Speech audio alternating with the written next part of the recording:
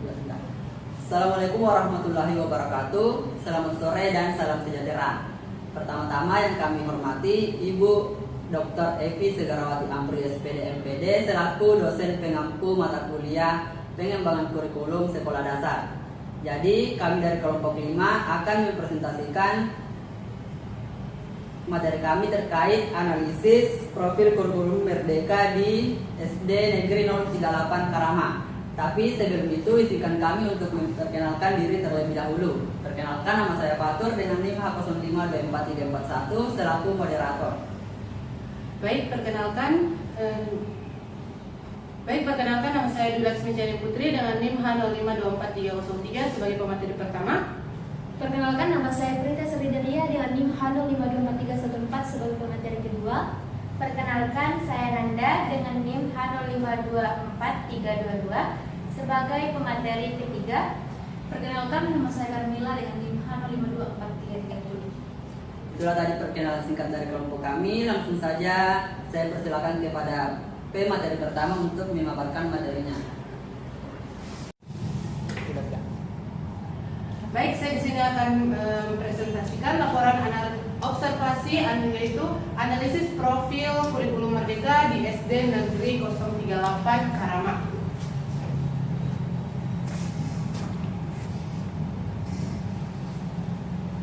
Nah, di sini saya sebagai pemateri pertama akan menjelaskan mengenai analisis kami mengenai profil pelajar Pancasila di sekolah tersebut. Nah, di sini kita ketahui bahwa profil pelajar Pancasila adalah program dari kurikulum Merdeka untuk meningkatkan kualitas pendidikan melalui pendidikan karakter. Program ini mengajarkan siswa tentang nilai-nilai Pancasila agar mereka dapat mengimplementasikannya dalam kehidupan sehari-hari. Nah, dalam program ini juga siswa dapat terlibat aktif dalam pembelajaran yang dilaksanakan di sekolah, yang dimana di sekolah tersebut yaitu di SD Negeri 038 Karama, yang dimana penerapan profil pelajar Pancasila di kelas 5 terlihat melalui 6 elemen tersebut.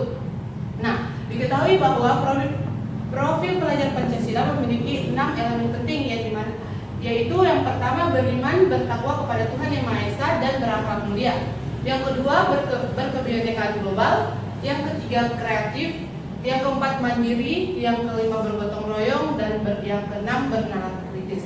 Nah, dari hasil observasi yang kami lakukan, kami melihat bahwa penerapan profil pelajar Pancasila yang ada di kelas 5 SD, yaitu di SD Negeri 038 Karama, yang pertama beriman, bertakwa kepada Tuhan Yang Maha Esa dan berakhlak mulia.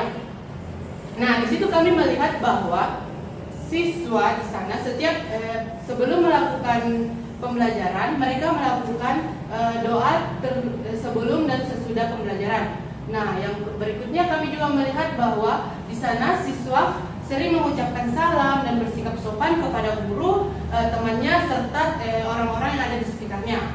Nah, di sana juga kami melihat bahwa situasi kelas yang ada di lingkungan kelas mereka ataupun lingkungan sekolahnya sudah terbilang mereka menjaga kebersihannya dengan baik.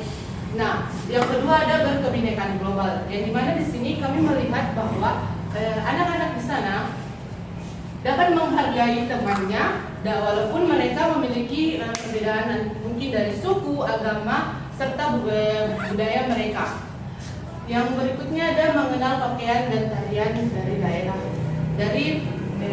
dan bahasa daerah. Nah, di sini kami juga melihat bahwa guru di sana sudah mengajarkan bagaimana pakaian-pakaian adat yang ada di wilayah terutama di Sulawesi Barat, serta di sana juga biasa menggunakan bahasa daerah mereka pada proses pembelajaran. Yang ketiga ada kreatif. Ya, nah di sini kami juga melihat bahwa di sana mereka sedang melakukan kegiatan P5 yang dimana mereka membuat karya mungkin dari poster atau berkreasi dari bahan-bahan daur ulang atau bahan-bahan bekas yang bisa mereka kreasikan dan mereka tempel di sekitar tembok-tembok kelasnya untuk menambahkan suasana kelas yang lebih indah, menarik, dan juga nyaman. Nah, di situ juga guru mengajak siswa untuk menceritakan atau menulis suatu cerita pendek agar siswa dapat melihat bahwa di lingkungan sekolah, di lingkungan mereka juga, terutama di lingkungan sekolah, mereka bisa hasil dari pengamatan atau hasil yang mereka lihat dari pengalaman mereka bisa mereka tuangkan dalam suatu visi atau cerita pendek. Nah, yang berikutnya ada mandiri. Di sini siswa diajak dapat mengatur perlengkapan sekolahnya sendiri.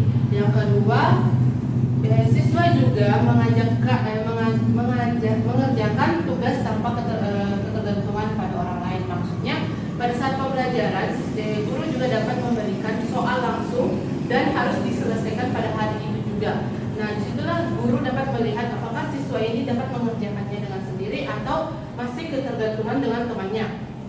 Yang keenam, adanya kegiatan bergotong royong seperti membersihkan kelas bersama-sama serta bekerja dalam kelompok-kelompok yang sudah diberikan oleh gurunya. Yang terakhir ada bernalar kritis, yang dimana siswa atau di lingkungan sekolah tersebut dapat menganalisis penyebab masalah lingkungan dan mencari solusinya. Contohnya, jika ada banyak sampah, bagaimana caranya guru dan siswa dapat mengelola sampah tersebut? Apakah sampah tersebut bisa didaur ulang atau dibuatkan dikreasikan menjadi sesuatu yang menarik dan juga bisa digunakan di kelas-kelas mereka.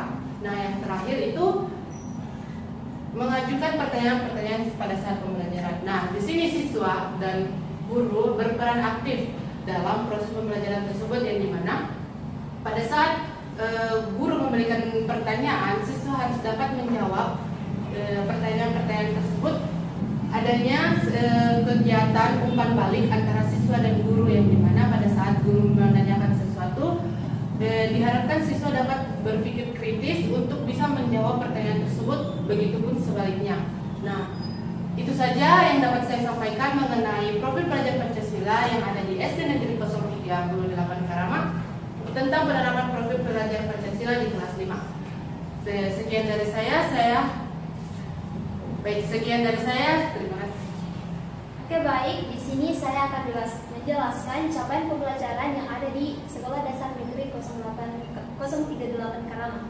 Namun sebelum saya jelaskan hasil dari observasi kami, terlebih dahulu saya akan menjelaskan apa yang dimaksud dengan capaian pembelajaran. Jadi capaian pembelajaran itu adalah kompetensi dasar yang harus dicapai oleh siswa dalam suatu fase. Nah, capaian pembelajaran ini terbagi menjadi 3 bagian, yaitu ranah kognitif, afektif, dan juga psikomotorik. Kemudian capaian pembelajaran dibagi lagi menjadi tujuan pembelajaran. Nah, yang dimaksud dari tujuan pembelajaran adalah penerjemah langsung dari capaian pembelajaran dari hasil kegiatan belajar yang dilakukan oleh siswa di dalam kelas. Nah, tujuan pembelajaran disebut juga sebagai hasil akhir yang dicapai siswa selama proses pembelajaran. Tujuan pembelajaran ini biasanya dirumuskan dalam hal yang disebut dengan taksonomi. Taksonomi yang biasanya digunakan adalah taksonomi Bloom. Yang dimaksud dengan taksonomi Bloom artinya pengelompokan tujuan pembelajaran berdasarkan kesulitan materinya. Nah, dari konsep tadi juga sesuai dengan gagasan yang terdapat dalam buku pengembangan kurikulum rekayasa pedagogikan pembelajaran, di mana tujuan pembelajaran harus dirumuskan dalam di mana capaian pembelajaran harus dirumuskan dalam tujuan pembelajaran. Nah, tujuan pembelajaran ini kemudian bisa kita rumuskan juga dalam yang namanya taksonomi Bloom, di mana terbagi menjadi 3 bagian, yaitu ranah kognitif, afektif, dan psikomotorik yang masing-masing ada kata kerja operasionalnya. Nah, berdasarkan hasil observasi kami di Sekolah Dasar Negeri 038 Karama, kami menemukan bahwa ternyata gurunya hanya mengetahui capaian pembelajarannya saja. Artinya, gurunya tidak merumuskan capaian pembelajaran ke dalam tujuan pembelajaran, kemudian tidak merumuskannya lagi ke dalam alur tujuan pembelajaran, dan membaginya ke dalam kelas sesuai dengan fasenya, karena gurunya hanya menggunakan tujuan pembelajaran yang ada di buku paket. Nah, ketika gurunya menggunakan hal tersebut, tentunya tidak sesuai dengan konsep yang kami berikan, di mana capaian pembelajaran harus dirumuskan langsung dalam tujuan pembelajaran yang dilakukan oleh guru di dalam kelas. Nah, ketika guru hanya mengandalkan tujuan pembelajaran yang ada di buku paket, maka guru mungkin sulit menilai sejauh mana siswa sudah mencapai kompetensi yang diharapkan dalam kurikulum. Selain itu, guru mungkin sulit untuk membagi pembelajaran sesuai dengan karakteristik sekolah dan juga kebutuhan siswa. Akibatnya juga pembelajaran cenderung hanya berpatokan mengikuti isi buku dan kemudian tidak berfokus pada pengembangan kemampuan dan karakter siswa. Maka baik, sekian penjelasan dari saya. Baik, di sini saya akan menjelaskan alur tujuan pembelajaran. Nah, jadi alur tujuan pembelajaran adalah dokumen perencanaan yang digunakan untuk menjabarkan capaian pembelajaran menjadi tujuan-tujuan pembelajaran yang lebih teratur, terukur, dan sesuai dengan kebutuhan. Nah, alur tujuan pembelajaran dibuat sebagai panduan bagi guru agar proses belajar di kelas itu bisa berjalan dengan lebih teratur dan terencana. Dengan adanya alur tujuan pembelajaran, guru jadi lebih mudah untuk mengatur, mengarahkan, dan melaksanakan pembelajaran. Berdasarkan hasil observasi yang kami lakukan di SD Negeri 038 Karama, tepatnya di kelas 5, gurunya itu mengatakan bahwa alur tujuan pembelajaran tidak dibuat langsung oleh gurunya berdasarkan capaian pembelajaran yang ada di fase C, melainkan mereka hanya berpedoman pada tujuan maupun alur tujuan pembelajaran yang ada di buku. Jadi tujuan pembelajaran yang ada di buku panduan itulah yang mereka gunakan ke siswa-siswanya, sehingga baik guru kelas 5 dan guru kelas 6 itu tidak bersama-sama menyusun tujuan pembelajaran dan alur tujuan pembelajaran dari capaian pembelajaran berdasarkan fasenya. Nah, hal ini bertentangan dengan konsep yang diberikan, mengingat konsep yang diberikan itu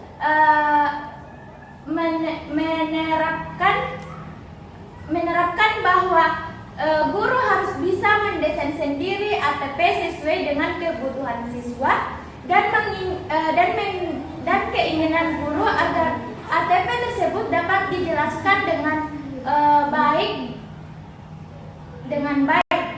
Itulah yang dapat saya sampaikan mengenai alur tujuan pembelajaran yang ada di SD yang kami observasi. Baik, langsung saja di sini saya akan menyimpulkan presentasi kami mengenai observasi yang telah kami lakukan. Langsung saja, jadi SDN 038 Karama telah menerapkan nilai-nilai profil pelajar Pancasila peserta didik.